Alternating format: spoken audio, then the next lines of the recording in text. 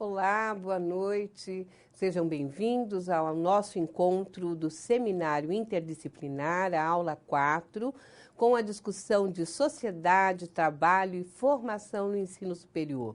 Eu sou a professora Maria Elisa Pacheco e vou trabalhar com vocês, assim como o professor Leonardo, na semana, nos dias de sexta-feira e sábado, a discussão que envolve o trabalho, a formação no ensino superior e a sociedade. E a primeira questão que nos inquieta, assim como o pessoal que acompanhou a aula atividade, fez a leitura do Postman, né, de algumas discussões que o economista faz sobre o atual mercado de trabalho, as grandes exigências que o capital faz hoje, né, em relação à própria formação profissional dos indivíduos, eu começaria discutindo exatamente essa questão. Como que o ensino superior, como essa graduação de ciências contábeis poderá te ajudar na sustentabilidade do seu próprio trabalho? Como que essa formação realmente contribuirá para as grandes mudanças que nós temos atualmente neste mercado? Que é um mercado muito rápido, muito ágil, que exige a todo momento várias especificações, várias qualificações do profissional e como isso vai se desenvolvendo e vai afetando a nós mesmos, né? Em relação a como contribuir para a sociedade e, ao mesmo tempo, nos fazer sustentar dentro de uma empregabilidade. Então, são questões muito pontuais, né? Muito complexa, vocês devem ter clareza disso, mas que são possíveis serem pensadas, principalmente pela ótica de aquilo que nós iremos tratar, pela ótica da sociologia, pela ótica do estudo da sociedade. Então, dentro deste parâmetro que é as ciências sociais, a sociologia, quero discutir com vocês hoje um pouco sobre esse universo que é o mundo do trabalho. Então, tem algumas posições que nós, da sociologia, temos com muita clareza em relação ao trabalho, porque nós buscamos na história, no seu processo de contextualização. É claro que a economia trata essa reflexão do trabalho e a sociedade de uma outra forma, outras ciências, vocês mesmos da ciência contábeis, veem essa relação com o trabalho como uma coisa mais técnica, com uma questão mais de rotinas, mas nós vamos buscar, né, dentro da leitura da sociologia, nós vamos buscar algumas concepções, quais são os paradigmas, o que realmente acontece na formação desses profissionais para atendimento do capital. Então, pensando assim, eu convido vocês a estarem comigo nesta noite, pensando um pouco mais sobre a sua profissionalização, sobre a maneira pela qual você está se qualificando e também fazendo a crítica a este processo dentro das próprias especificidades, dentro das próprias necessidades. Então, convido vocês a essa reflexão de hoje. Não é uma verdade absoluta, não estamos tratando aqui de opiniões, mas de estudos sociológicos que nos levam a alguns caminhos de interpretação, ok?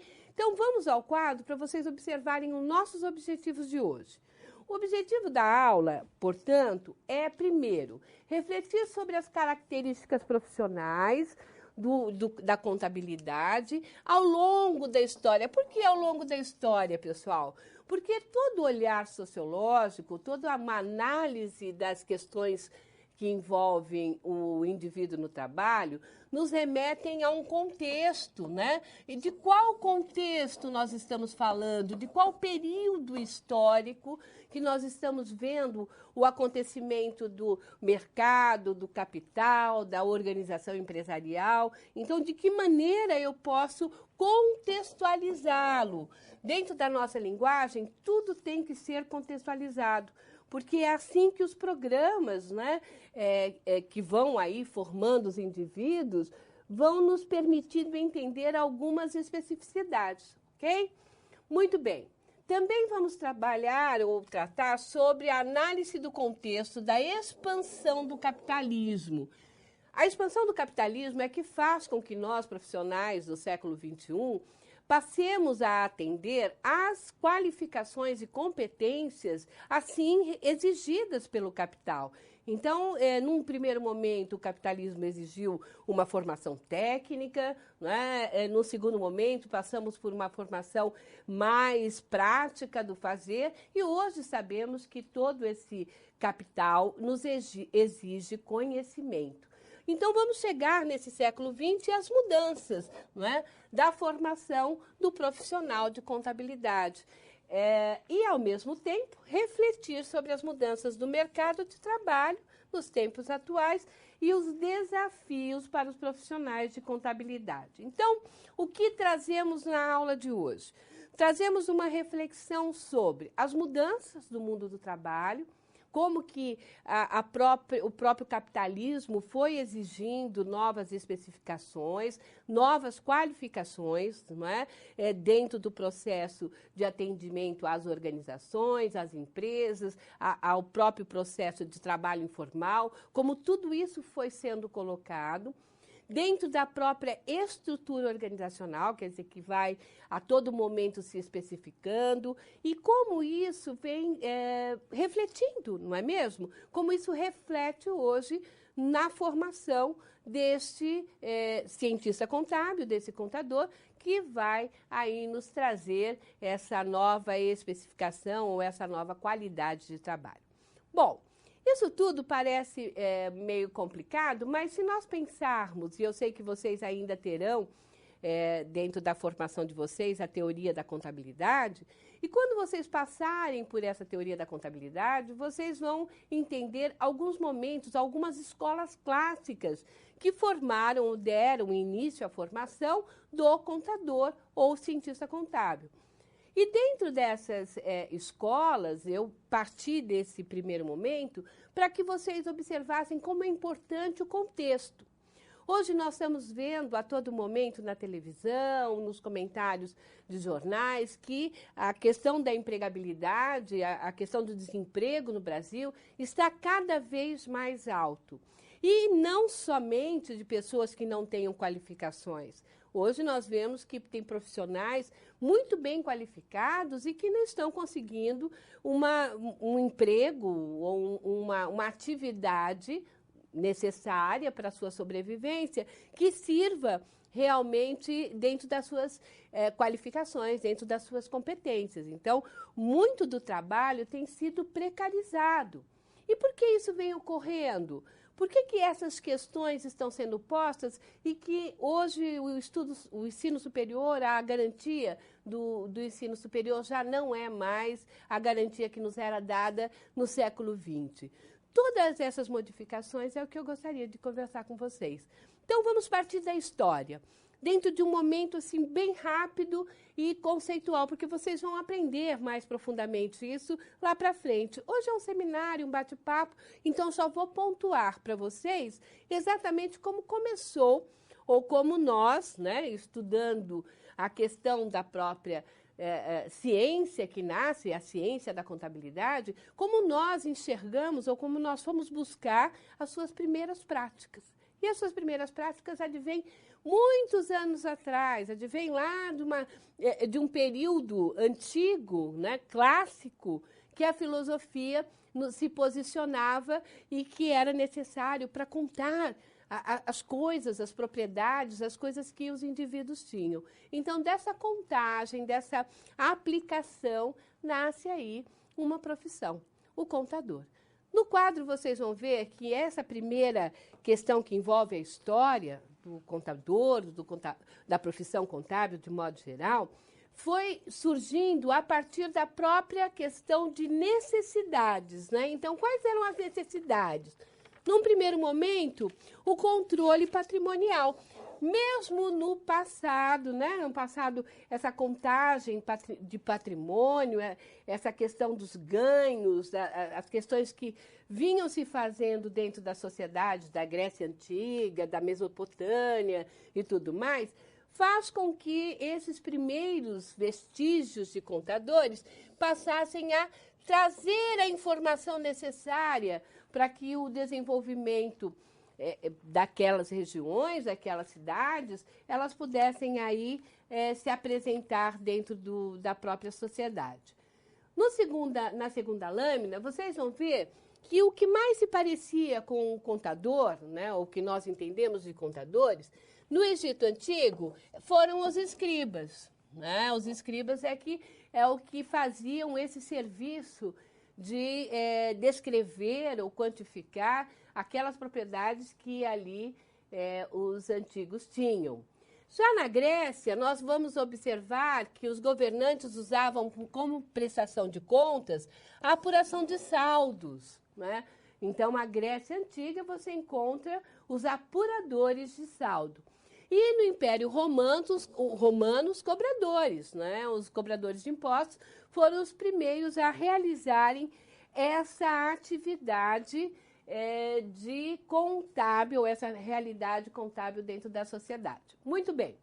Por que esse contexto? Porque nós estamos falando de um momento antigo, clássico, onde aí a filosofia, a mãe filosofia que nos ajudava a pensar essa sociedade e que esses indivíduos já aparecem com uma função, uma designação a serem cumpridas. Fugindo deste período, entrando na Idade Média, entrando no período já das navegações, vocês vão ver que aparecem os primeiros contadores, assim como nós o pensamos hoje. Na próxima lâmina, nós vamos ver a escola contista. O que seria essa escola contista, né? Essa escola contista seria realmente esses contadores do Império Romano, da Idade Média, do início da época da navegação, que vão surgindo para auxiliar, né, a autocracia, auxiliar os reis na questão da organização dos seus bens, surgindo assim as primeiras teorias e que vocês vão ver lá para frente, que se chama a teoria da contabilidade ou os contistas. Uma segunda escola que também vai aparecendo, mas aí já dentro de uma ideia italiana, né? Os italianos, a Itália passa a desenvolver a escola patrimonialista, que é a escola que tem como fundamento o patrimônio. Então, agora o patrimônio realmente é o que interessa ser observado, os ganhos, as perdas, os custos, já vão estar tudo dentro dessa ideia, dessa escola aqui apresentada. E, por fim, e é a que mais vai nos marcar, por isso que eu estou só colocando como base essas escolas para vocês me ajudarem a pensar sobre isso, é a escola americana. Mas o que a escola americana nos traz? Então, vocês vão ver que essa escola americana, até na nossa aula atividade, alguns alunos estavam perguntando algumas questões mais aprofundadas sobre a escola, e como eu disse, neste momento do seminário, como a gente está trazendo ideias novas para vocês pensarem, é importante que a gente tenha entendimento de que essa escola, ela nasce exatamente para demarcar o final do século XIX e início do século XX, e com grande influência no Brasil. Por quê? Porque ela não está mais só preocupada no estabelecimento do patrimônio ou na contagem dos bens, né, de patrimônio que os indivíduos detinham, mas também fazer uma análise de ganhos. Essa escola já passa a ter essa preocupação com os ganhos, os custos, as perdas. Então, ela vai influenciar demais a escola brasileira. E isso é importante porque, para nós, como dizia Cortella, né, o Mário Sérgio Cortella, ele fala, olha, por que essas escolas são importantes a gente pensar? Porque elas nos dão o caminho de entendimento de como se deve ou como aconteceu o surgimento de uma profissão, que é o contador, o cientista contábil. Então, como essas escolas vão formando as principais ideias de segmento, quer dizer, como que elas vão dando essa capacidade do cientista contábil em auxiliar, em dar a sua luz, a sua contribuição para o desenvolvimento do próprio capital.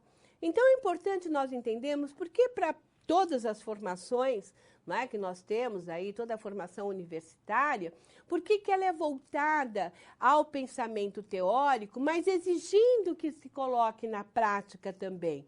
Exatamente porque essas teorias vão nos alimentar das regras, das normas, dos paradigmas, né, dos padrões a serem seguidos como profissionais desta área. Contudo, não basta ficar só nisso, é preciso irmos além das teorias, para buscarmos o quê? Para buscarmos o entendimento do que o mercado em transformação, do que o mercado em mutação, muitas vezes, exige que nós aí tenhamos como resposta. Quero dizer com tudo isso que, num determinado momento, e eu posso falar isso com uma certa tranquilidade, que há muitos anos venho dando aula de sociologia para cientista contábil, esses indivíduos eram formados necessariamente apenas para contagem ou trabalhos rotineiros que não se faziam tantas exigências como de comunicação, como de relações, né, de gestão. Eles tinham que fazer apenas aí as controladorias, vamos dizer, de modo geral. Com a escola americana, nós somos chamados a ir além. Nós somos chamados a praticar também auditorias, né? Então, nós temos que ter esta prática de trabalho, essa prática de desenvolvimento. Mas antes de entrar um pouco mais nessa discussão, nós temos um vídeo para aprendermos um pouco mais ou para entendermos o que eu estou querendo dizer com isso. Vamos ao vídeo. Nós estamos saindo de um momento onde, quando se trabalhava, por exemplo, matéria-prima, e a matéria-prima era consumida nos processos, né? Transformada em um produto. Então você tinha consumo de matéria-prima, consumo de energia, e uma coisa era transformada em outra por um novo paradigma, onde o conhecimento que está nas pessoas, nas bases de informação, na tecnologia, elas não são consumidas no processo, elas são multiplicadas, elas são aumentadas. Então, nós estamos um pouco assim assustados para onde que isso pode parar. E todos nós, a gente se sente assim responsável por saber trabalhar com isso. Não estamos acostumados, estamos aprendendo, mas tem a esperança qualquer. A esperança é de saber que podemos trabalhar multiplicando coisas. Se eu te vendo um conhecimento, você passa a ter o conhecimento e eu não fico sem o meu. Enquanto quando numa sociedade de consumo a gente tem, eu te vendo um lápis, eu fico sem o lápis e fico com dinheiro, né? Isso. Então é uma sociedade onde há uma multiplicação de informações e não há o consumo dessa informação, a transferência de propriedade pura e simplesmente, e só um compartilhamento. Acho que isso demanda um novo olhar, uma perspectiva de aprendizagem muito grande para todos. E esse é, sem dúvida, um fenômeno internacional. Quer dizer, o mundo todo passa, ou quase, né? O mundo todo passa por praticamente um fenômeno, sem dúvida um fenômeno internacional, porque o conhecimento hoje não é privilégio de uma nação, de uma empresa. As empresas são internacionais, elas são multinacionais. Por conta disso, o conhecimento também tende a ser não só multinacional, como multifacetado, né? Porque eu preciso, por exemplo, de repente falar a linguagem de uma empresa brasileira trabalhando no Sudão, eu preciso aprender a falar a linguagem do Sudão. Eu preciso saber que às 3 horas da tarde eu tenho que parar, colocar o tapetinho, ajoelhar, olhar para a Meca e rezar, mesmo não sendo muçulmano. Então eu preciso aprender aquela cultura, né? O professor Celso colocava, o conhecimento ele é multiplicado, hoje é um efeito, é verdade, o capital, né, o capital humano e o capital intelectual, né, do qual o capital humano se encaixa, né, se insere, mas o conhecimento, ele, embora se multiplique, ele é vulnerável, né, ele precisa ser reciclado o tempo inteiro. No momento que nós estamos conversando aqui sobre isso já se torna obsoleto. Mas o que é verdade aqui nesta mesa pode não ser daqui 5 minutos, ou pode não ser verdade naquele outro país, naquela outra empresa, naquele outro estado, naquele outro município, naquela outra dimensão social. Isso faz com que não haja verdade absoluta. E aí complica, né? Aí a gente, pegando o gancho aí que o professor Valdemir colocou, aumenta um pouquinho mais a nossa vulnerabilidade e nossa incerteza. Né? Planejamento está falando para aí, né? A hora que eu acabei meu curso de engenharia, ou de administração, ou de medicina, aí eu vejo assim, deixa eu ver o que eu aprendi no primeiro ano. Pois é. Se eu me calcar, se eu me firmar apenas naquele conteúdo, eu estou perdido. Né? Agora, se eu me apegar aos processos que me permitem descobertas contínuas, pesquisa contínua, aprendizagem contínua, então muito mais o processo de aprender e de buscar informações e tecnologia, aí sim eu tenho chance de viver nesse mundo doido que nós estamos vivendo, né? Esse mundo onde não dá para... as verdades, elas são muito relativizadas em função dos contextos, né?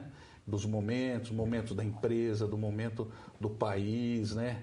E a questão da tecnologia permeando tudo isso, permitindo que eu tenha contato com tudo dentro da minha casa, se acontecer alguma coisa lá num país X ou Y, e eu fico pensando, esse mundo está piorando, né? É que antes a gente não sabia. É verdade, eu penso nisso. Não sabia o que está acontecendo, né? Hoje eu estou sabendo de tudo. Tudo entra na minha casa, dentro do meu quarto, a hora que eu estou vendo televisão. Então, esse é um contexto que nos deixa um pouco perplexos, né? Antes você não sabia, portanto não tinha valor, né? Agora você sabe e tem valor. Isso. Sim. E essa é a questão. Agora, professores, na opinião de vocês, né? Vocês estão já falando em tecnologia. Quais os principais fatores que levaram a essa mudança de paradigma no mundo do trabalho? Será que foi só a tecnologia? Bem, posso começar? Claro. Eu acho que tem algumas coisas. Não é só a tecnologia. Claro que a tecnologia é o motor, né? É o grande motor de mudanças nesse início de final do século XX, né? As últimas 2 décadas do século. Isso não é uma coisa nova, tão nova assim, porque na verdade a tecnologia sempre houve. Desde a invenção da roda foi uma grande invenção tecnológica, né? E antes dela, outras invenções do fogo, por exemplo, de descobrir. Então, tecnologia sempre globalizadas. Igualmente globalizadas. E, só que não se tinha notícia, né? Porque o outro estava descobrindo lá, para ter intercâmbio desse tipo de coisa. Então, eu acho que a tecnologia, eu acho que é a moeda da moda, né? A palavra da moda que todo mundo fala, ela vem acompanhada de outras coisas. Vem o seguinte, há um crescimento populacional vertiginoso. As sociedades são mais metropolitanas. Elas são menos rurais. Da época da pré-agrícola para industrial e pós-industrial e agora informacional que nós estamos vivendo, da era da informação e do conhecimento, né? Então a sociedade ela é metropolitana, ela é absolutamente urbana. Ela cresceu e cresceu, né, nas cidades. Todo mundo, por exemplo, consome tecnologia. Consome tecnologia para comprar qualidade de vida. A gente está comprando tecnologia para comprar qualidade de vida, né? Então, esse eu acho que é um outro aspecto importante. E também um terceiro aspecto importante é a coisa de que a tecnologia está ao meu alcance, não importa onde. Está do outro lado do mundo, eu consigo comprar e fazer chegar às 3 horas da tarde no domingo na minha casa. Sim. Tá? Então, eu tenho essa questão da velocidade, da entrega, da possibilidade de comprar produtos de outros países. Então, eu tenho o lado do crescimento populacional, mas eu tenho o lado também da exigibilidade da população. Quer dizer, a população mais exigente quer produtos mais exigentes, está disposta a pagar, né, mais por produtos com qualidade, mas ao mesmo tempo, né, quer entrega rápida. Né? A sociedade do conhecimento, né? Então, esse debate, essa discussão dos professores foi para nos levar à ideia ou à concepção de que desde os anos 90, do século XX, desde os anos 80, muito tem se falado a sociedade do conhecimento. O que seria essa sociedade do conhecimento? Apenas movida pelo motor da tecnologia?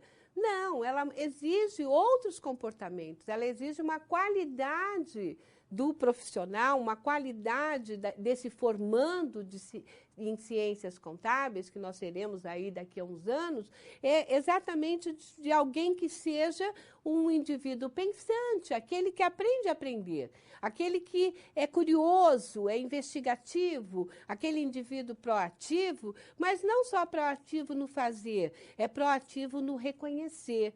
Quer dizer, pegando as minúcias, as coisas da observação e que se torna presente dentro de uma sociedade. Então, quando nós pensamos nesse tema, sociedade, trabalho e ensino superior, nós estamos provocando vocês a pensarem exatamente a sua realidade. Então, saímos da antiga Grécia, saímos do período histórico, onde essa profissão era só contar patrimônio dos outros, ou fazer levantamento de custos-benefícios, ou apenas trabalhar com a informação de entrada e saída. Hoje nós precisamos de cientistas contábeis, pensadores, né? Conhecedores de uma realidade, que possam necessariamente nos orientar enquanto indivíduos que não detemos esses conhecimentos de formação que vocês trarão, mas que possam nos orientar de uma forma realmente que nos conduza a decisões. Não é? Então, para que você faça o outro decidir por algo, você tem que ter habilidades, outras competências que não são apenas as teóricas. As teorias que vocês vão discutir, tanto da sociologia, da antropologia, da filosofia, quanto da contabilidade, da matemática, da financeira, da economia, são conhecimentos que você vai ter que mobilizá-los. Mas mobilizá-los para quê, gente? Para uma ação. Para qualificar o profissional, com certeza, com maior identidade, com ideias inovadoras, criativas e muito ousadas. Esperando que isso seja o primeiro momento desse pensamento, nós podemos já começar a fazer a triangulação da ideia de sociedade, não é? Formação contábil e, ao mesmo tempo, a ideia do trabalho. Então, o trabalho é a nossa vida, é a nossa formação. Se vocês vieram buscar essa formação, você tem que estar inserido num processo de conhecimento. Sociedade do conhecimento não é só a sociedade do consumo, mas é a sociedade do clique, né? Da ideia, da criatividade. Mas antes de a gente debater isso ou aprofundar, eu tenho uma proposta para vocês, já que hoje nós estamos num seminário, então podemos aí estar criando bastante ideias e trocando ideias sobre isso. O que vocês acham desenvolvendo essa atividade? Olhem no quadro. Pensando em todo esse contexto histórico da contabilidade, como podemos diferenciar a atuação de um técnico contábil com esse cientista contábil que nós esperamos no século XXI? Alguns minutinhos para vocês desenvolverem essa atividade, ok?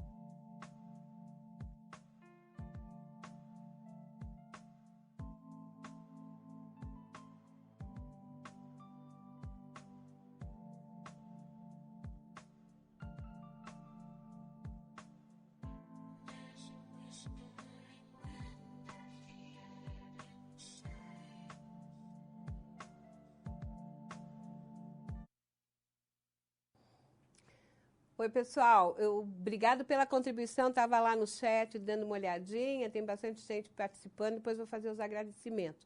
Mas tem uma pergunta sugênis, que é o pessoal da Bahia, da Vitória da Conquista, que eles estão relacionando com uma ideia do Marx, né, do Karl Marx, sociólogo, economista, historiador, que discute, ou é um dos intelectuais mais representativo da questão do trabalho, né? Tem muita coisa. Então, ele fala assim, ela está passando... Só abaixa um pouquinho, obrigado.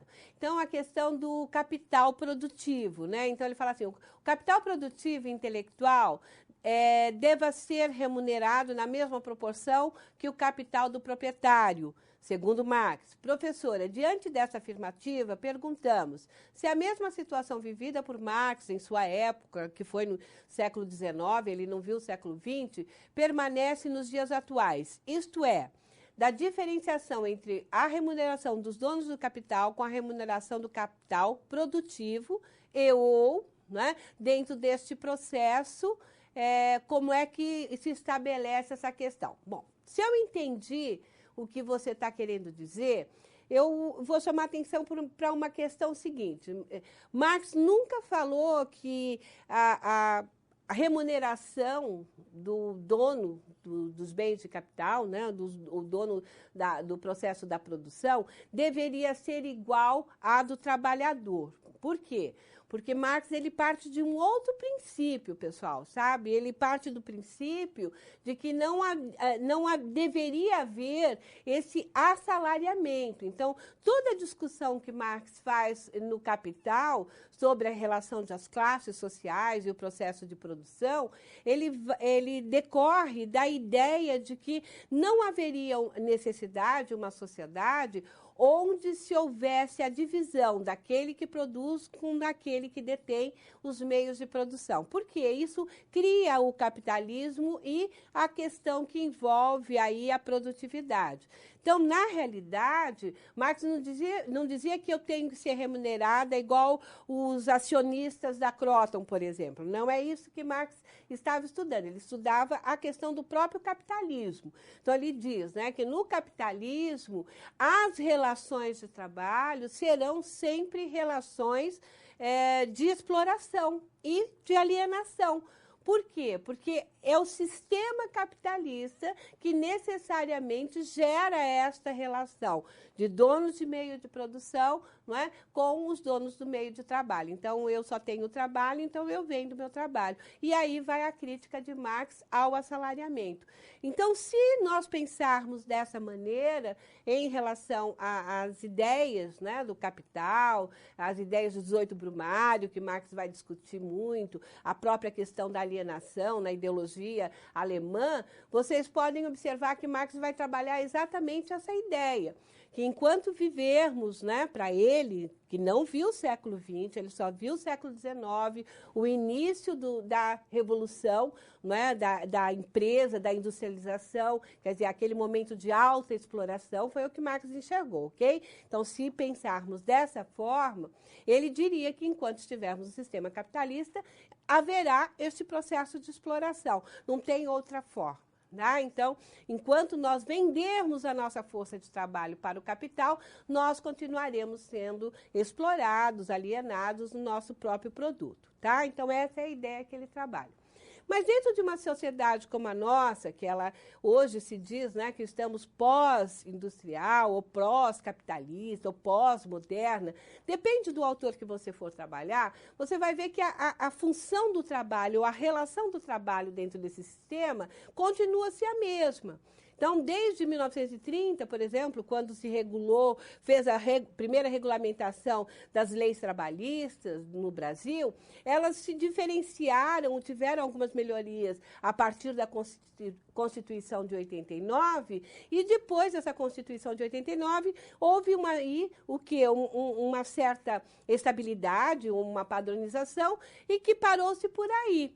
Hoje é que tem-se grande preocupação de que haja mudanças na CLT, no trabalho e tudo mais, que são coisas aí de ganhos já auferidos no passado e que hoje muito se tem, os empresários ou os donos de capital têm conversado a respeito de minimizar isso, até por conta do alto desemprego e tudo mais. Bom, mas isso não seria o fim último se nós não pensássemos, né, que o trabalho ele decorre exatamente dessas relações. Quer dizer, hoje nós não podemos pensar um cientista contábil apenas como um técnico. Ele tem que ir muito além. Então, esse muito além, essa exploração também do trabalho intelectual dele, né, também faz parte desse novo relacionamento com o sistema capital. Então, quando nós falamos capital humano, nós já colocamos para o humano uma designação de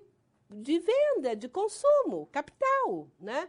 Então, o capital já é essa própria relação, tá certo? Espero ter contribuído aí para a tua resposta, vamos dizer, a inquietação que vocês trouxeram aqui na nossa aula de hoje. Quero agradecer também o pessoal aí que mandou resposta de Esperantina, Uberlândia, Caxias do Sul, Criciúmal, Ubá, Macaé, Siqueiras Campos, Cornélio Procópio, aqui do Paraná, e Viçosa. Obrigado pela participação de vocês. E é isso mesmo, pessoal. Nós temos que pensar no nosso atual contexto, no nosso mundo contemporâneo. Se é bom esse sistema ou não é bom, não adianta ficarmos aqui discutindo essa questão, mas sim nos apropriando de uma forma na qual nós saiamos desse processo com maior entendimento do mercado no qual estamos nos inseridos. Então, não podemos viver nenhuma fantasia de que o mundo lá fora, a partir do ensino superior, vai me abrir todas as portas e eu conseguirei aí alcançar um processo de mobilidade social e tudo mais, mas também não podemos pensar pessimistamente, né? Não podemos ficar só no pessimismo. Temos que pensar o seguinte: temos que nos armar com competências diferentes, né? As competências que foram exigidas para os primeiros profissionais de contabilidade lá do século XX, dos anos 30, 40, 50 no Brasil, hoje já não servem, não atendem mais às empresas. Por quê? Porque vivemos num mundo globalizado, não tem mais volta. Este mundo está em rede, está internexos, né? Está em interconexões, quer dizer, esse mundo está a todo momento recebendo mensagens, informações que precisamos estar atentos. Então, se não estivermos atentos a essa nova realidade, a tua formação, com certeza, não atenderá o que o mercado espera. E também não tenho que me formar apenas para o que o mercado espera, mas sim para me trazer qualidade, né? Acreditar que naquilo que eu estou fazendo, eu faço porque gosto e faço bem. Quer dizer, isso é que dá, vamos dizer aí, uma autonomia para esse novo profissional do século XX, para essa uma nova postura que ele tem que se colocar em sociedade. Mas vamos dar uma olhada como que se espera isso na atualidade. Como é que nós estamos esperando que isso ocorra? No quadro, vocês vão ver que as mudanças fazem com que a expansão das nossas qualificações sejam muito mais requisitadas. Então, nós temos aqui momentos que nós temos que pensar que o século XX trouxeram mudanças profissionais que não podem ser esquecidas. Por exemplo, entender o negócio. Que negócio, gente? A empresa. Termos a capacidade de conhecer as empresas que nós estamos realmente atendendo, quer dizer, irmos a fundo a este conhecimento, buscando inovação, efetividade, né? Buscando entender, aprender a aprender, que é uma das exigências do atual cientista contábil, ou sabermos orientar os próprios gestores, empresários, que nos buscam, que nos procuram para as atividades. Então, participar das decisões. Gente, eu lembro que no século passado, aí coisa feia, né? Parece que bem velha, né?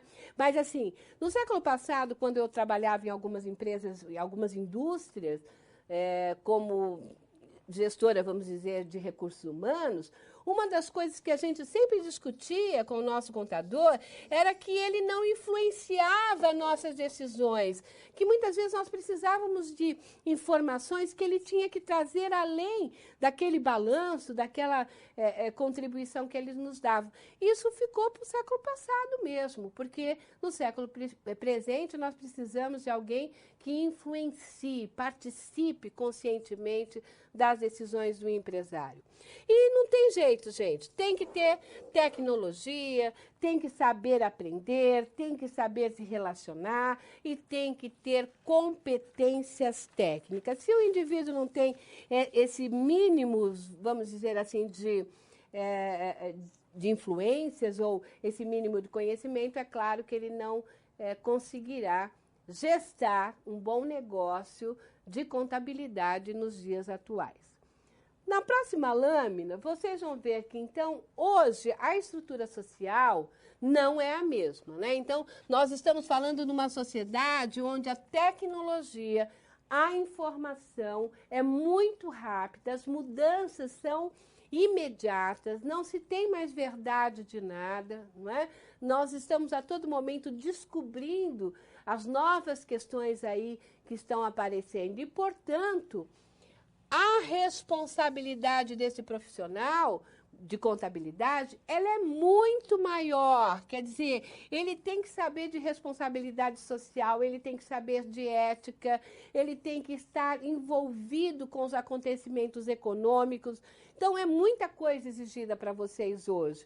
E sabemos que a universidade não prepara para tudo isso. A universidade ela é um caminho, não é? A universidade é aquilo que eu estava comentando que o Cortella sempre fala. Nós não estamos aqui para preparar alguém para ir em algum lugar, mas nós estamos aqui para dar condições de vocês irem em algum lugar. Quer dizer, vocês é que vão criar essa gestão de informações, né? Essa gestão de operações. Também mostrar que as decisões tomadas, não é, são aceitas ou não são aceitas. Entender da economia globalizada. Gente, isso não é somente para aqueles que atendem empresas internacionais, multinacionais ou transnacionais. Isso é para qualquer um de nós que passamos aí a discutir com empresários ou com comerciantes na nossa sociedade. O mercado atual requer modernidade, criatividade, ele requer novas tecnologias, novos conhecimentos e mudanças. Mas então, é muita coisa, não é? Será que a universidade, será que o nosso curso de ciência contábil está preparado para tudo isso? Não é só a nossa universidade aqui, a Universidade Croton, não é a Universidade Unopar, mas será que a nossa universidade, enquanto um todo, as universidades estaduais, as universidades federais, que formam cientistas contábeis, ela está antenada para todas essas mudanças? Nós sabemos que muitas vezes a universidade é o lugar, é o caminho que se possibilita para o desenvolvimento desse indivíduo. Então, esse desenvolvimento não está em nós, está no indivíduo que está aí, né? Aquele que busca, que cria e que sabe que não adianta ficar acomodado na sua zona de conforto. É preciso irmos muito além. É preciso desafiarmos o nosso próprio conhecimento. E isso, pessoal, não é garantia, não é? Com toda essa sabedoria, com todo esse conhecimento, não temos a garantia de que o nosso trabalho, não é, será reconhecido ou que as nossas competências estarão atendendo às necessidades atuais do mercado. Porque as necessidades atuais do mercado, elas são muito rápidas, muito dinâmicas e, muitas vezes, quando a gente acaba de aprender alguma coisa, aquilo já está em desuso, já está em desalinho com a realidade que vivemos. Presta atenção, olha quantas leis, Não é? Quantos decretos, quantas coisas dentro do comércio, ou comércio internacional, ou comércio local, ou comércio regional, se modificam a todo momento e que o cientista contábil tem que correr atrás. Se ele não for antenado, quem vai pagar caro por isso serão as empresas. Por quê? Porque provavelmente ele não dará a orientação necessária, a orientação que teria que ser dada, não é mesmo? Mas para deixar mais inquieto, para a gente tornar esse nosso bate-papo mais construtivo, mais interessante, eu trouxe um outro vídeo para vocês verem. Vamos assisti-lo.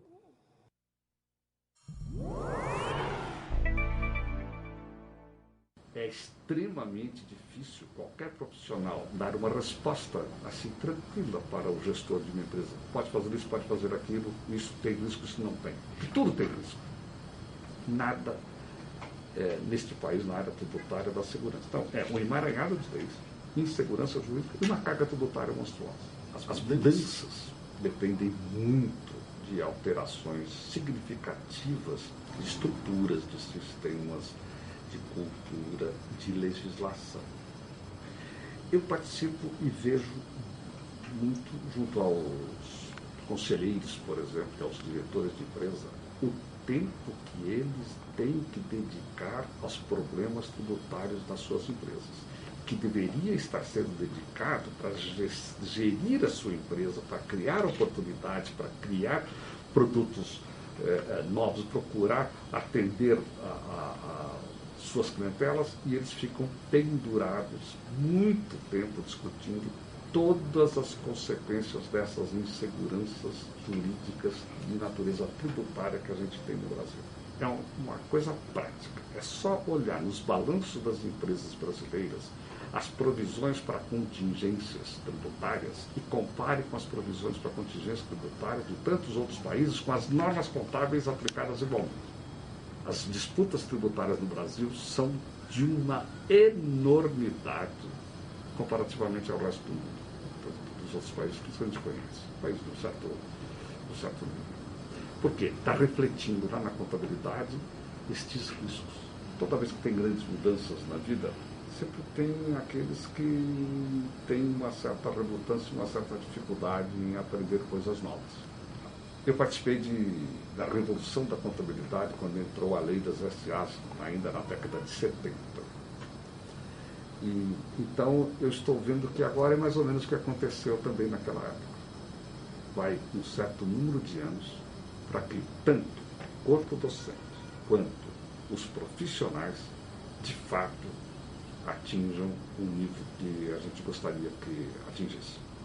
Mas eu diria o seguinte, na média eu acho que nós estamos ainda aquém do que deveríamos estar, está correto? Estamos sim aquém. O próprio ensino brasileiro, e não só em contabilidade, mas em tantos outros campos, ele ainda está deixando muito a desejar em termos de qualificação, em termos de capacitação, em termos de incentivo e às vezes um pouco de aguilhãozinho, cutucar todo mundo. Então eu diria o seguinte, na média nós estamos abaixo, aquém do que deveríamos estar. Porém, o que é importante? Eu acho que a gente deu nesses últimos anos um belo salto.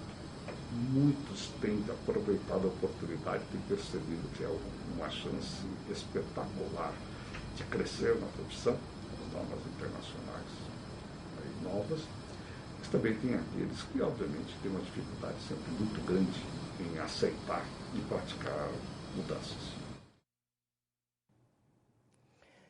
Quem sou eu para discutir com o professor Elias, não é verdade? O professor Elias da USP demonstra para nós que nós estamos aquém ainda da formação que este mercado, este mundo do trabalho, essas novas relações internacionais exigem de nós. Então, se o professor está mostrando isso, ele faz um estudo aprofundado sobre isso, como nós podemos nos preparar ou ficarmos pelo menos cientes do que estamos desenvolvendo? Quer dizer, aonde está a brecha para que possamos compreender que este mundo do trabalho, essa nova sociedade na na qual estamos inseridos é uma sociedade onde o capital vai ser cada vez mais exigente da nossa formação, das nossas especificidades, vai exigir muitas competências e que este capital vai nos dificultar também, ao mesmo tempo, que a gente encontre outras saídas ou encontre formas de atendê-lo, né, dentro dessa própria realidade na qual estamos. Mas não podemos parar por aí, porque se temos a consciência de que isso nos é demandado, nós podemos buscar, através da nossa autonomia, através da nossa própria motivação, né, da busca da nossa especialização, atravessar um pouco este campo tão nebuloso que é esse campo de exploração, muitas vezes, né, esse campo difícil que é lidar com o mercado, com o capital e com o mundo do trabalho. Então, pensando nisso, quais seriam realmente as competências que nós teríamos que ter hoje? Será que a universidade ela nos dá essa competência ou eu tenho que buscar, através dos conhecimentos, dos estudos, do aprofundamento, esse entendimento do jogo? Quer dizer, porque quando você entende o jogo, não é verdade? Você joga melhor. Não adianta você não conhecer o jogo, as regras do jogo e tentar jogar contra esse próprio processo. Quer dizer, você tem que estar inserido dentro deste universo, conhecer as regras e, dentro dessas regras, atender um pouco melhor essa busca de qualificação, essa busca de entendimento. Mas eu vou deixar vocês pensando mais um pouquinho, sempre deixando vocês inquietos, né? Vamos à atividade. Olhem lá. Quais são as competências necessárias para o profissional contábil nos dias de hoje? Não vale aquelas velhas chavezinhas, né? Palavras-chave. Não, eu quero saber realmente, aí na sua região, não é? Aí no seu espaço, no seu trabalho de competência que você vem desenvolvendo, o que você precisa? E você percebe que você precisa ir além, que a universidade muitas vezes não vai lhe dar e que vai ser uma falta que você vai sentir na hora que você ingressar aí no processo competitivo que é este nosso mundo capitalista. Vamos pensar um pouco sobre isso.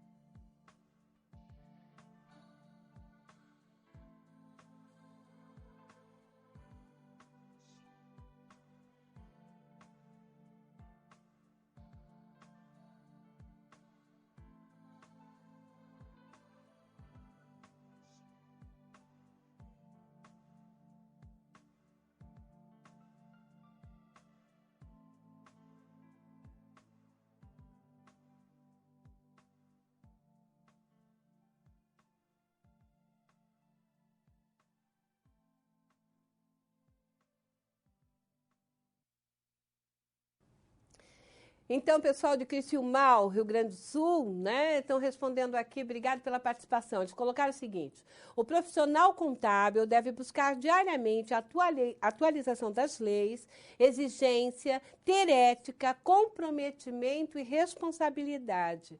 E o pessoal de Siqueira Campos, aqui no Paraná, também completa da seguinte forma: alunos do Polo colocando atualização, competência, segurança no conteúdo que irá passar para o cliente. Eu acho muito interessante exatamente essas falas que a gente vem colocando, porque é isso que vai dar origem ou vai dar necessariamente a junção, vamos dizer assim, né? Vai dar o toque final do paradigma norte-americano que vai fazer toda a cabeça do cientista contábil brasileiro, né, que fala muito de competência. Nós teríamos aí uma série de discussões para fazer, por exemplo, o que é competência, né? Competência dentro desse Estado, desse sistema político, econômico, social e cultural que nós vivemos, né? Competência é realmente trabalhar afinado com as expectativas do capital, com as expectativas das empresas, das grandes organizações, né? Das multinacionais e tudo mais. Quer dizer, essas competências, elas decorrem muito da época, né? Por isso que a gente fala muito em capital humano hoje. O que significa capital humano, não é mesmo? Quer dizer, transformar esse ser humano em um processo de trabalho, em um processo de valor. O capital é um valor. Então, tudo isso é decorrente de um contexto de momento econômico, de um contexto político, ideológico, que vai aí moldando exatamente os profissionais que se espera. Para fazer o quê? Para que haja maior desenvolvimento do sistema, maior desenvolvimento do capital e, por consequência disso, a lucratividade. Então, é dentro desse processo que eu preciso que vocês também pensem um pouco, indo além, né, da aparência, mas que vocês também descubram ou desconstruam a ideia de que a competência é algo que pode ser necessariamente gestada totalmente pelos indivíduos. Na realidade, quando você alcançar uma competência, já vão te exigir outra. Né? Então, nós temos sempre esse processo do sistema nos exigindo cada vez mais. Então, isso é importante porque muitas vezes você pode aí ter um alto ego, né? Ou melhor, uma autoestima desvalorizada, quer dizer, vai para o trabalho, você acha que você se esforçou, estudou, ficou atualizado, fez tudo do que você achava que foi o melhor e, de repente, você ficou desempregado. E aí? Né? É responsabilidade só sua? Não, vamos repensar isso também, né? Está dentro de uma própria escola, está dentro de um próprio paradigma, está dentro de uma própria realidade. Então, o contexto socioeconômico, político, cultural, ideológico de uma sociedade, ele vai determinar em tempos, em época, o tipo de competências e habilidades que ele quer que aquele trabalhador tenha. Então, lá na Revolução Industrial, a primeira Revolução Industrial, as competências eram ficar batendo o martelo, apertando o parafuso. Essa era a competência requerida. E que os indivíduos não fossem pensantes, não é mesmo? Agora, depois de todo esse processo de desenvolvimento da tecnologia, a microeletrônica, é lógico que as competências são outras. E nós precisamos estar preparados. Isso não quer dizer que a gente faça a crítica e não se prepare a ela. Mas não podemos perder de vista também que isso tudo é uma forma, né, organizada do próprio sistema de fazer com que a gente atenda aí às suas expectativas, que é cada vez mais a lucratividade. Como que se pôs isso, então? Principalmente a escola americana. Se vocês olharem no quadro, nós vamos ver que essa escola americana, ela vai ditar as nossas regras, né? Ditar as regras do profissional de contabilidade no Brasil, exatamente por conta deste crescimento de mercado. Olha, se nós pensarmos assim em tempo, só para brincar um pouquinho, seria aí os períodos dos anos 70, os anos 80, quando o processo de globalização no Brasil começa a se fazer real. E dentro deste processo, nós vamos ver que as demonstrações contábeis, elas vão ser muito mais exigidas dentro do processo. Então, nós abrimos as porteiras, vamos dizer assim, no Brasil para o ingresso das multinacionais, das transnacionais, e com isso a globalização vai se fazendo e, claro, novas exigências aos trabalhadores, tanto aos administradores, os economistas, aos cientistas contábeis e também aos cientistas sociais, como eu. Nós somos obrigados ou somos chamados a pensar muito mais nesse contexto, nessa realidade que vai aí ocorrendo no Brasil e as nossas organizações e o nosso sistema de interação.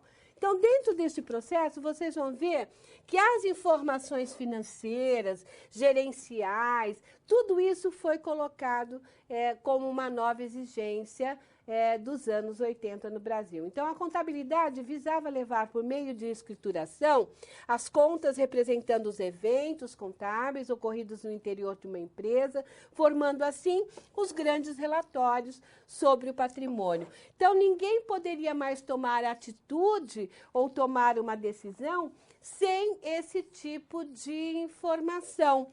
E aí vocês devem ter na nossa aula, né, nos nossos slides, vocês estão aí com um gráfico, que ele é mais informativo, até eu pedi para o pessoal não passar, porque ele é mais informativo sobre as novas necessidades. E ele, como estava embaçado, eu não quero embaçar a vista de ninguém, não é mesmo? Então, vocês deem uma olhadinha aí, que este mundo do trabalho, os anos 80, os anos 90, vão fazendo com que novas profissões passem a atender de uma diferente forma o mercado e outras vão se extinguindo, ou mesmo assim, como nós vimos na aula atividade, vão sendo excluídas do mercado. Então, nós vamos vendo que há um processo de mudança e transformação necessário a ser pensado. E será que a universidade está preparada para isso? Será que, mesmo com essas mudanças, nós conseguimos responder a essa transformação? Bom, isso nós vamos ver daqui a pouquinho. Olha a atividade. Desculpa. Perdão, pessoal. Afinal, será que a maior escolaridade para aqueles que trabalham com a contabilidade tornou-se a garantia de ascensão e mobilidade social? Vamos pensar juntos sobre isso.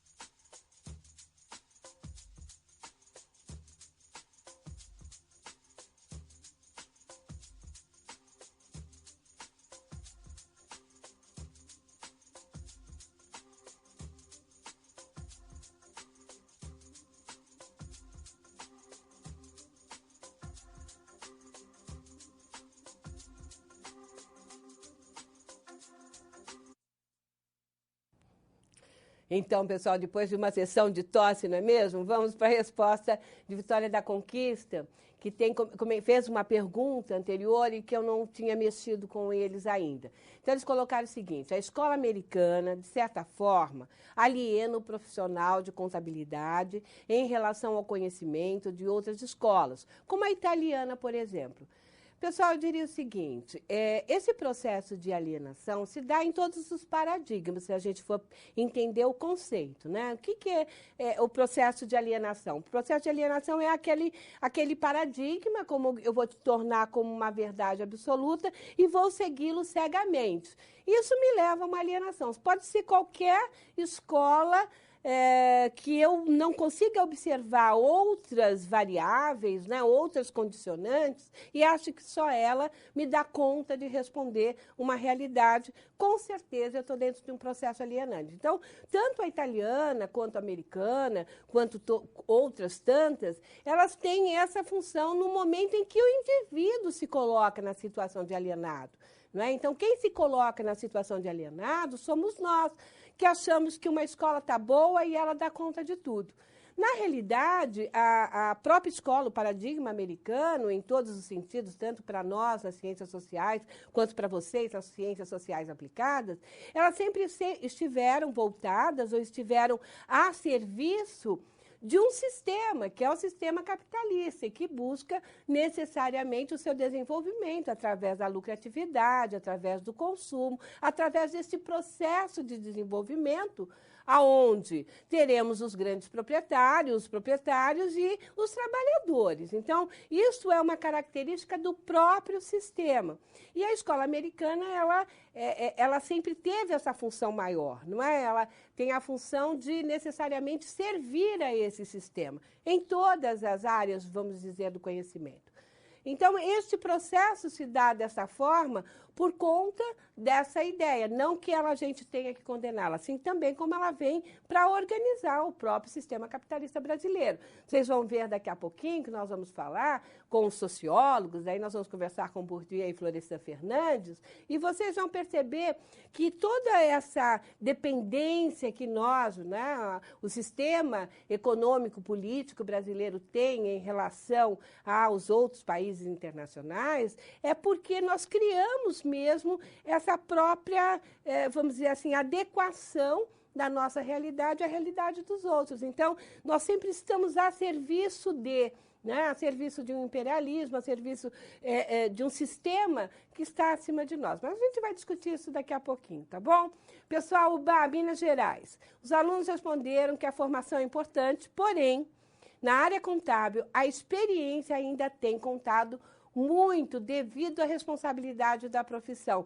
Eu concordo com vocês também, não é? Desde que não seja aquele indivíduo que ficou parado no tempo. Ele só sabe desenvolver a técnica, viu, pessoal? Porque, assim, o cientista, seja ele de qual área for, principalmente, né, aí os contábeis, eles têm necessariamente que correr atrás de informação a todo momento, não é? Porque as coisas mudam muito, de município, de região, de estados, de nações. Então, ele não pode dar uma mesma receita, vamos dizer assim, diagnóstica para uma determinada empresa, como se ele fosse reproduzir para todas as outras. Cada uma tem a sua especificidade, cada uma deve ser trabalhada com o seu intento. Mas a grande pergunta que fica, e é isso que eu gostaria de chamar agora para a gente tentar pensar, é a questão da própria mobilidade social. Bom, vocês sabem o que é uma mobilidade social, né? Aquele processo na qual o indivíduo vai buscando, né? Buscando se apropriar de bens, de produtos e de uma certa, vamos dizer, ascensão social. Quer dizer, ele busca sair de uma determinada posição de sociedade para adentrar em outra, né? Então, essa classificação que a gente conhece americana, né? Classe A, classe B, classe C, D, E, F, sei lá quantas, elas são ideias, né, repassadas exatamente deste processo, quer dizer, dessa ideia, né, de que uma classe pode ter ascensão. E vocês ouviram a vida inteira, tenho certeza que, assim como eu também ouvi, de que quando a gente vai para uma universidade, a gente tem mais chance de ascender, né? Nós temos mais chance de subir no extrato da sociedade. Max Weber classificava isso dentro da própria teoria da burocracia. Ele falava, olha, dentro das posições, os indivíduos vão ter atividades, atitudes a serem desenvolvidas e que eles têm mais chance de chegarem lá ou não. E isso nós chamamos de mobilidade social. Dentro da teoria marxista, é claro que não existe essa discussão de mobilidade social, porque Marx entendia que só num sistema capitalista só haveriam realmente duas classes, né? Aquelas que detêm o meio de produção e aquelas que detêm a força de trabalho. Então, para o sistema marxista não existiria essa mobilidade social. Mas para os autores como Weber, na teoria da burocracia e outros tantos, nós vamos ver que a mobilidade social é possível. E tem um autor muito interessante, que eu gosto muito, chamado Bourdieu, Pierre Bourdieu, que ele trata um pouco dessas questões do arbitrário cultural. Bourdieu vai falar do campus, vai mostrar para nós como isso também é uma questão simbólica. E eu gostaria de trazer isso aqui porque a universidade, o campo, né, da universidade, sempre foi um campo onde as pessoas que adentravam dentro dele eram pessoas que tinham ou uma qualidade de vida superior ou uma condição econômica maior. Não é? Então, se nós pensarmos aí até o final do século XX, os anos 90, os anos 80, não era todo mundo que podia fazer uma universidade. O EAD mesmo estava começando ainda. Então, não existia uma certa popularização da educação superior. Então, se achava, segundo alguns estudos econômicos, né, alguns economistas, se achava que as pessoas que tinham ensino superior, estudo superior, tinham maior facilidade de ascensão social, mobilidade social, que aqueles indivíduos que ficavam só com o estudo técnico. Por isso, aí o pessoal de Minas, quando vocês falam que ainda a técnica é muito importante, eu entendo isso, porque nós tivemos muito contadores que não tiveram ensino superior, mas que foram aí excelentes profissionais, não é mesmo? Quer dizer, a experiência os tornou aí grandes profissionais. Mas isso para o século XXI não tem adiantado muito. Por isso que a exigência do ensino superior. Mas Bourdieu, ele questionava isso. Ele dizia assim, será que realmente eu assumindo o ensino superior, eu vou conseguir, né? Eu estando no ensino superior, eu já tenho uma garantia de mobilidade social? Vamos pegar algumas ideias de Bourdieu para vocês entenderem um pouquinho mais. Vamos lá.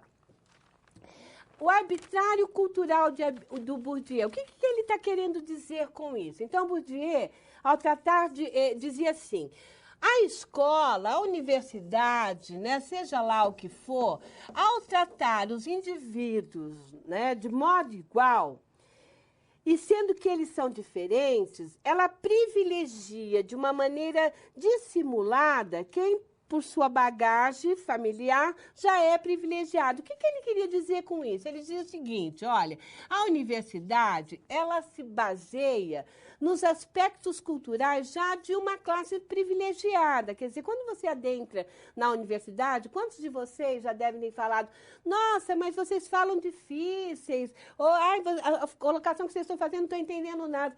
É por quê? Porque essa linguagem não faz parte do campo de aprendizagem ou do campo cultural do qual vocês advêm.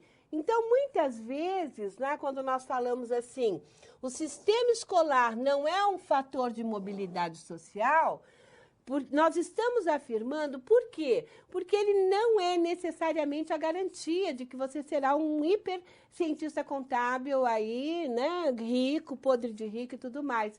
Mas, no entanto, ele constitui-se um caminho, né? Ele é um dos fatores que te levam a um processo da conservação social. Ou seja, ele te permite disputar, não é? Mesmo que não em igual situação, com aqueles que já trazem capitais culturais, aí, capitais, vamos dizer, de conhecimento diferenciados. Então, nenhuma cultura ela tem que necessariamente ser superior à outra, mas os valores que ele vai impingindo vai nos levando ao conhecimento, aí, ao campo de aprendizagem. Então, Bourdieu vai nos auxiliar pensando assim, que as diferenças mais profundas se dão no plano do processo de interiorização das relações de oportunidades, que se pode adquirir na vida e que se transformam em esperanças ou desesperanças subjetivadas. O que ele quer dizer com isso? Na próxima lâmina, você vai perceber que ele quer dizer que o campo, o que é o campo, gente? É o local, é o lugar onde existem as lutas e as forças simbólicas, né? Onde nós, os sujeitos, atuamos de acordo com as nossas posições, mantendo e modificando nossas estruturas. Quer dizer, nós trazemos resquícios, pertencimentos da nossa realidade e, ao mesmo tempo, nós vamos modificando. Então, o campo seria esse espaço, né, estruturado de posição, onde existe um dominador, sim, e o dominado que lutam pela manutenção e a determinação dos seus postos. Ele equivale a um contexto de prática, né? Ele tem os seus próprios princípios e hierarquias, e estão definidos a partir do quê? Das determinações de tensões e conflitos. Ele tende à reprodução, mas também permite rupturas. Eu quero aqui discutir um pouquinho mais com vocês essa questão de Bourdieu. O que ele está tentando trazer, ou o que eu estou tentando falar com vocês é o seguinte. O ensino superior no Brasil, ele é um lugar onde as forças e as lutas se mantêm em conflitos. Não quer dizer que numa sala de 60 alunos eu terei 60 cientistas contábeis brilhantes, enriquecidos, né, consumidores de mais alta classe da sociedade brasileira.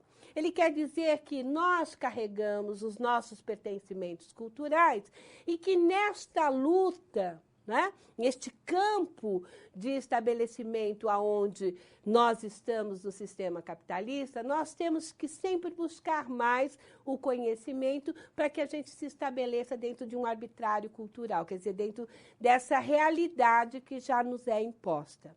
Não é a questão apenas de se estabelecer dentro do ensino superior e ter a segurança de que tudo dará certo.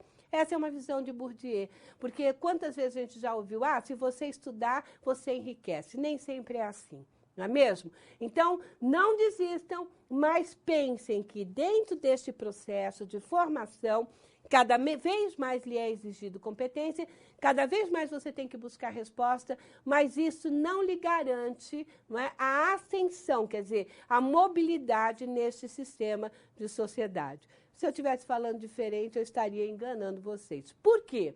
Porque a nossa sociedade parte de um princípio. Vamos a ele no quadro. O princípio que a nossa sociedade traz é o princípio do mercado. Né? E sendo um princípio de mercado, essas mudanças elas vão se compor de acordo com essa relação. Então, as mudanças no mercado de trabalho, nos tempos atuais, e os desafios para o contexto da contabilidade estão regidos dentro de um processo de globalização econômica, né? E é uma globalização dependente. Gente, isso é muito importante. O Florestan Fernandes, né, um clássico cientista social, ele vai discutir essa questão da dependência econômica do Brasil em relação aos outros países e que ela vai ser determinante para a nossa, determinante para a nossa situação dentro de sociedade. Então, essas produções de intensificação do trabalho, a própria precarização do trabalho vão se compondo nesse cenário. Na próxima lâmina, então, o que seria essa economia dependente e que nos faz dependentes também enquanto profissionais. Nós poderíamos dizer o seguinte, que ela permite, né, criar o tal do exército industrial de reserva. Professora, o que é isso? Bom, segundo Marx, que a gente tira isso da ideia do Capital, o exército industrial de reserva nada mais é do que o excedente, né, do excedente da sua formação. Por exemplo, quando eu disse que 60 alunos de ciências contábeis não vão se inserir no mercado logo de cara, no trabalho, é por quê? Porque muito desses indivíduos, espero que não seja nenhum de vocês, farão ou ficarão à mercê do trabalho compondo esse exército de reserva, que cresce, não é? Por conta da introdução de novas técnicas de produção, não é? É uma mão de obra relativamente escassa e que obedecem, de resto, à busca natural de maior produtividade, por conseguinte, maior produção de homem-hora. Este pode existir sob a forma aberta do desemprego ou disfarçada em subemprego. Em qualquer caso, ainda se manifesta como um exército de mão de obra de reserva, né? Quer dizer, um exército industrial de reserva. Bom, isso o que quer dizer, ou o que eu estou trazendo a debate? Estou trazendo a debate o seguinte, que essa mobilidade social, Florestan vai nos mostrar que a economia da sociedade capitalista é uma economia dependente, ela vai estar variando, vai estar atendendo às especificações dos países imperialistas, né?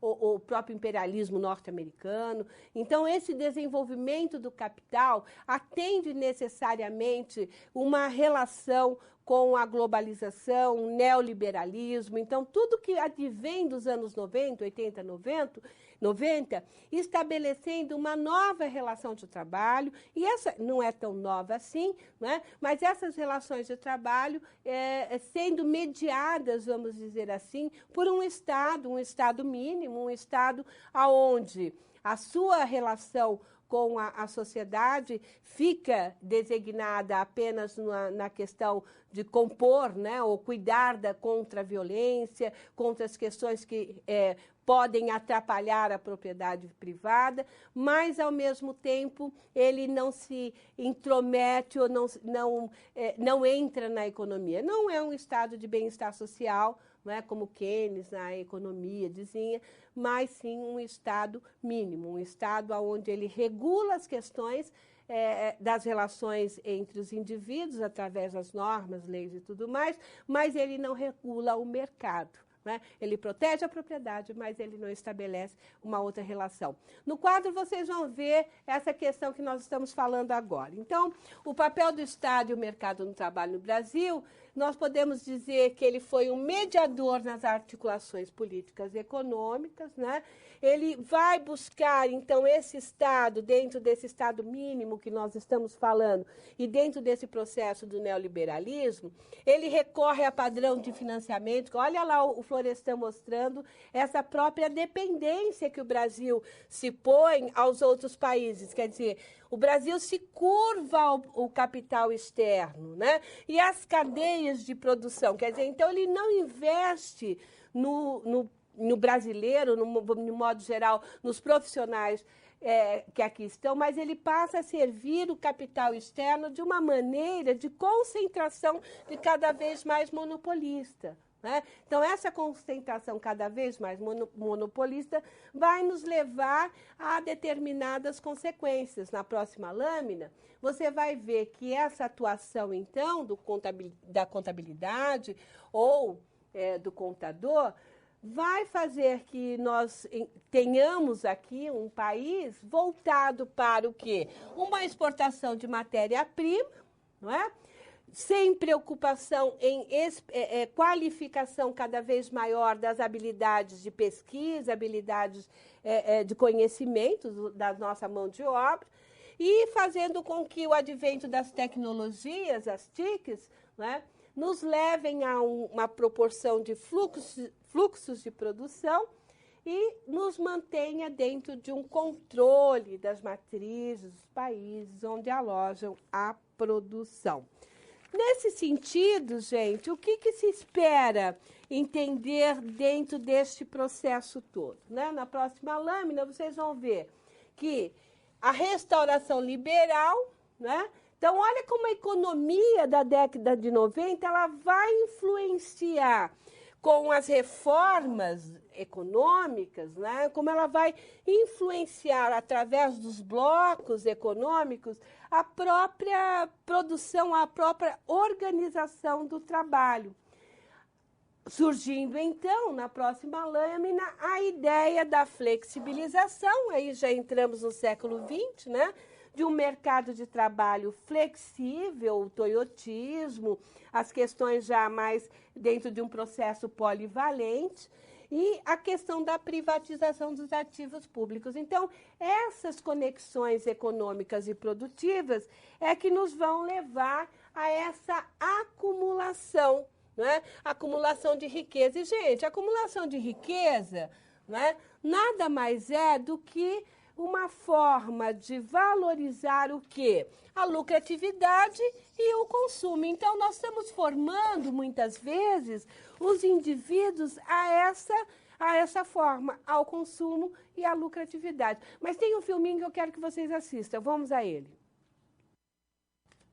Então, gente, esse vídeo, eu estou vendo agora, a minha hora está adiantada, esse vídeo é muito interessante, assistam, é uma provocação, e é isso que nós estamos querendo trazer para vocês. Nós precisamos de gente diferente, não é? Então, diferente daquilo que foi pensado do século XX. Olhem comigo no quadro só para terminarmos. Esse novo Brasil, ele exige políticas de investimento, novas formas de organização, novas formas de políticas públicas, e nos leva a conceber novos tipos de trabalho, não é? Terceirização, cooperativa, a questão dos estágios, ser autônomo, e isso tudo nos dá como resultado essa nova forma de se verificar o trabalhador. Então, voltando, vocês podem ver que o trabalhador, ele tem uma nova realidade, ele tem uma nova concepção. E aí eu te deixo 3 perguntinhas, mais para te deixar inquieto. Agradeço muito a participação de vocês,